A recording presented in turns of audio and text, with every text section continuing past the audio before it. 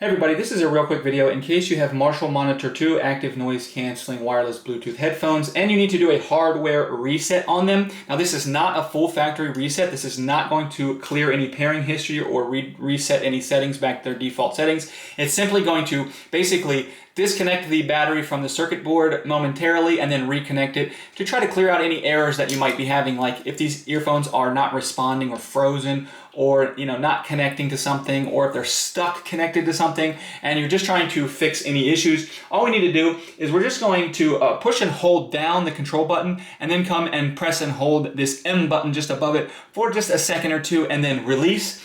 And that will disconnect the battery and then reconnect it, and hopefully that will fix whatever issue that you have. Now if it doesn't fix your issue, you might want to then move on to the full factory reset. You will need to set it up again once you do this, but if that's something you need to do, I'll go ahead and put a link in the description to how to do that. So if this video helped you, if you could leave me a like, I'd really appreciate it. Thanks a lot for watching.